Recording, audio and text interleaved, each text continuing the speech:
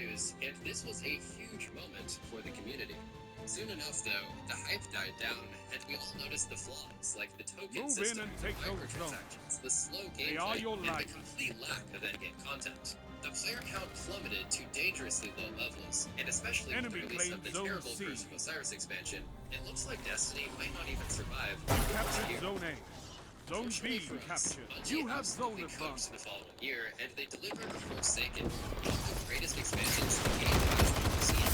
They finally removed the awful weapon system where players could only use 2 extremely weak primaries, and they brought back special weapons that made the game much better. The amazing random perks returned. The new raid was great, there were new subclass trees, the story was compelling, the very first dungeon was introduced. Gambit was really popular at first, and both of the new locations were very impressive. Player morale was at a high for the first time since taking the game, but this was the time where things really started to take a turn. Where'd you get a heavy from this early in the game, bro? Where the fuck you get a heavy from this early in the game? Publishing the game and working with them since Destiny 1. At the time, players rejoiced, and everyone thought this would allow Bungie to make the game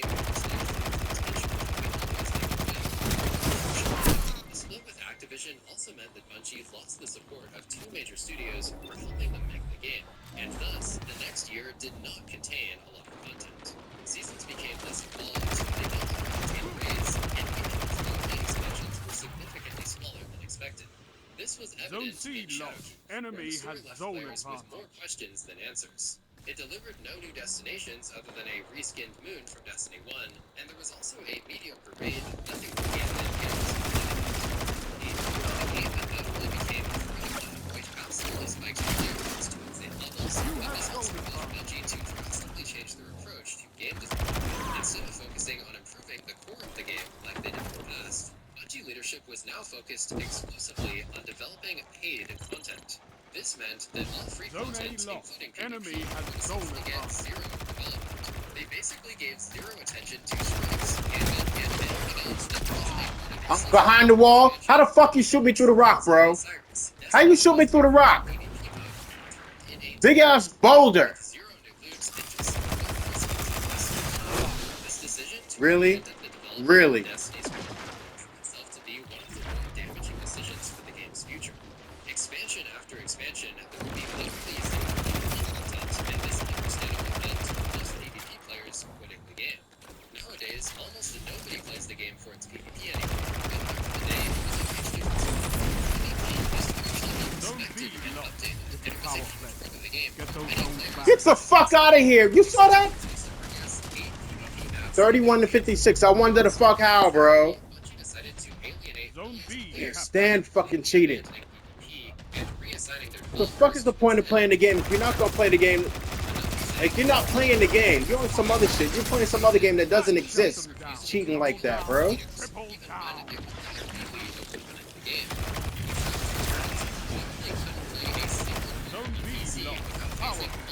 Enemy has your Your enemy became a total joke, and yet again, PvP players felt 38 to 67. and disappointed. The game had essentially 0 anti-cheat, and for years, Bungie leadership simply refused to invest money in the security of their game.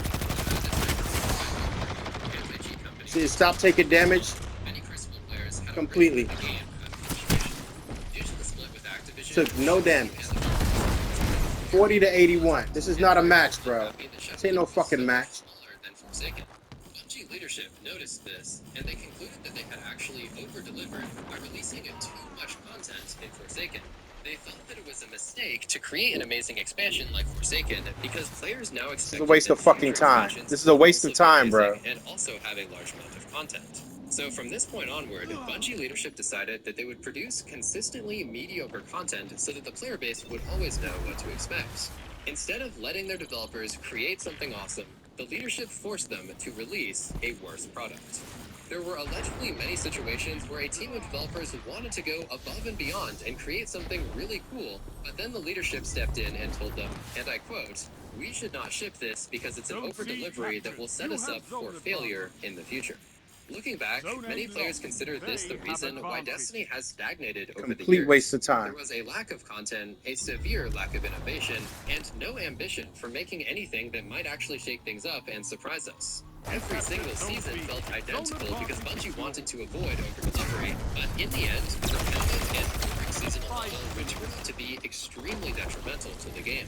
Many people even started misinterpreting this and calling Bungie Zone lazy. C lost. But in reality, the hardworking and passionate developers have just been held back by their Zone management. D lost. Following Destiny's move to become Enemy free-to-play, has been the presence of microtransactions and in-game monetization 56 to 105. This was never a match, This bro. had already become a contentious This was topic never a in the fucking community, match. but players were becoming increasingly annoyed as Bungie added All we are is more fucking items target to their practice, man. It's ever-expanding bullshit. Shut the enemy down. During the rest of the year of Shadowkeep, this happened, and therefore everyone went into lockdown and started playing a lot of video games.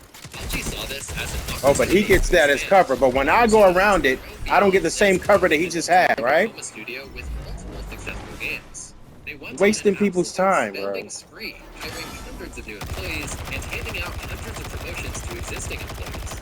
In fact, they gave out so many promotions that there were now too many managers with big salaries and not enough people to do the actual work.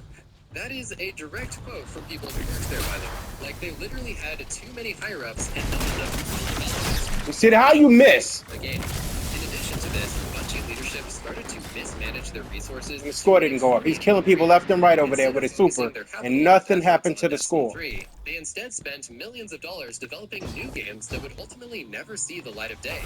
They took hundreds of talented developers away from working on Destiny and instead put them on all of these little incubation games. Many different projects were created, developed, expanded, and then destroyed, costing the studio an unfathomable money. Enemy has As zone one person advantage. described it, Bungie somehow seems to forget that they only have one product, yet they seem to put their focus towards everything except for that one thing making them money. Their senior leadership needs to be guided.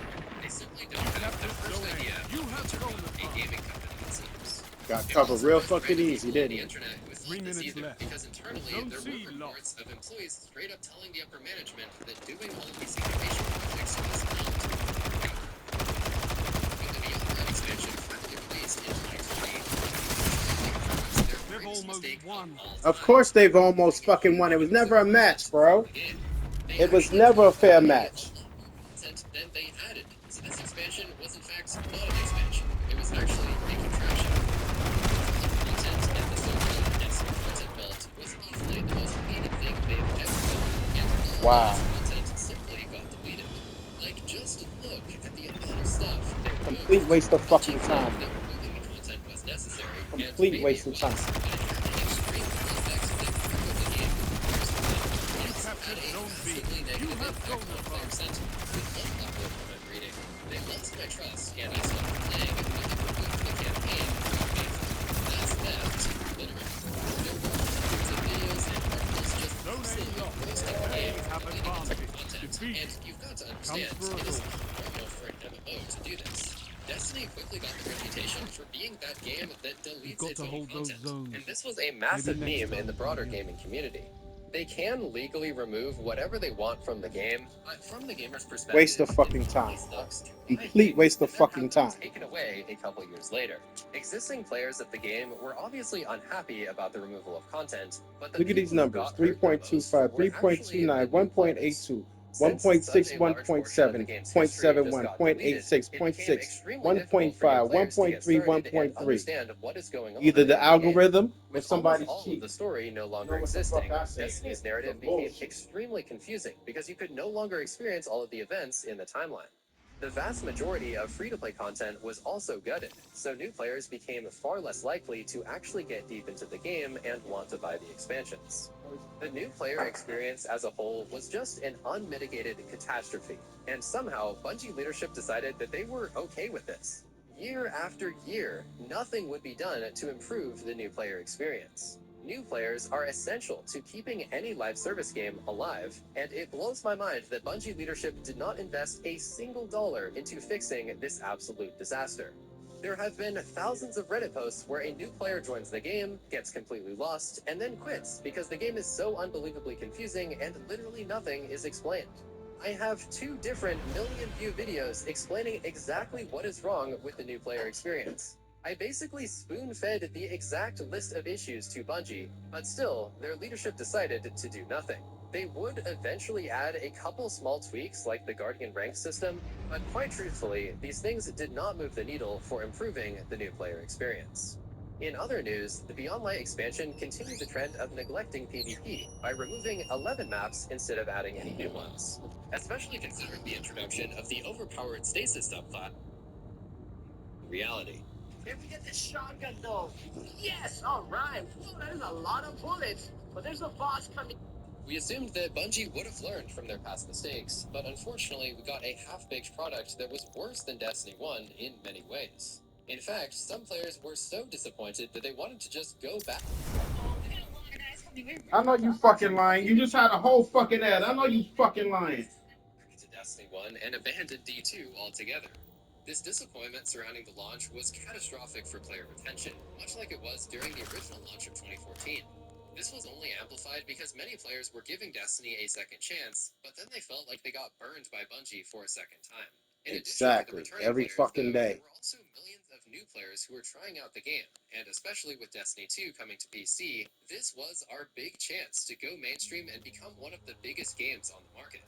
For a few days, we actually did succeed, with the game actively surpassing 1 million concurrent players. All of the big streamers were covering the game, it was everywhere on the news, and this was a huge moment for the community. Soon enough, though, the hype died down, and we all noticed the flaws, like the token system, the microtransactions, the slow gameplay, and the complete lack of endgame content. The player count plummeted to dangerously low levels, and especially with the release of the terrible Curse of Osiris expansion, it looks like Destiny might not even survive for the next year. Fortunately for us, Bungie absolutely cooked the following year, Take those and they zones delivered and Forsaken, hold them to your one of last the greatest breath. expansions the game has ever seen. They finally removed the awful weapon system, where players could only use 2 extremely weak primaries, and they brought back special weapons that made the gameplay feel much faster and Enemy more claims interesting. Zone The C. amazing You Grand captured Elite Zone A. first returned. The new raid was great, the was compelling. The very first dungeon was introduced. Zone B Gambit was really captured. You popular have first, zone and advantage. both of the new locations were very impressive. Player morale was at a high for the first time since Taken King, but believe it or not, this was the time where things really started to take a turn. A few months after the expansion, Bungie parted ways with Activision, who had been publishing the game and working with them since Destiny 1. At the time, players were trust, and everyone thought this would allow Bungie to make the game reach that huge potential that we Zone A always knew lost. it had. They have Unfortunately, advantage. though, the split with Activision Oh, they got 2 also zones meant now? Bungie lost the support of other major studios who were working on the game, and thus, the next year did not contain local content. Seasons became less involved, they no longer contained raids, and even the online expansions were significantly smaller than expected. This was evident in Shadowkeep, where the story left players with more questions than answers. It delivered no new destinations other than a reskinned moon for Destiny 1, and there was also a mediocre raid, nothing Zone A Gambit, captured. You and have nothing zone for advantage. PvP. The game Nobody's dying. Everybody I'm shooting, nobody's fucking dying, bro. levels, but this also I don't caused have time for Bungie to bullshit. completely change their approach. That's all you got for me is bullshit matches all fucking night. How many matches like this are we supposed to fucking play, bro? How many fucking matches like this are we supposed to play? Enemy has Trash. This meant that all 3 contents, including PvP, Get the fuck out of here. essentially get 0 development. They basically gave 0 attention to strikes, Gambit, and anything else. Playing against that people wasn't that a don't part of fucking the die. It's season not a or fucking expansion. match. Even Trials of Osiris, Destiny's most iconic PvP mode, returned in a terrible state, with 0 new loot and just some old reskins from Destiny 1. This decision to abandon the development of Destiny's core would prove itself How to about be one this? of the more damaging decisions I for don't the know who game's these future. people are. Expansion after expansion, there would be literally 0 PvP content, and this understandably led to most PvP players quitting the game. Nowadays, almost nobody plays the game for its PvP anymore, but back in the day, it was a much different story. PvP used to actually be respected and updated, and it was a huge part of the game for many players such as myself. Expansions used to bring us 8 PvP maps and a handful of new modes. But sadly, Bungie decided to alienate millions of players by completely abandoning PvP and reassigning their developers to instead work on Marathon. Another thing that irreparably damaged the game and its reputation was Bungie's refusal to deal with cheaters, even when they were completely overrunning the game. When Trials returned, you literally couldn't play a single card on PC without facing multiple teams of hackers who absolutely ruined the experience for everyone else. The Crucible became a total joke, and yet again, PvP players felt extremely disrespected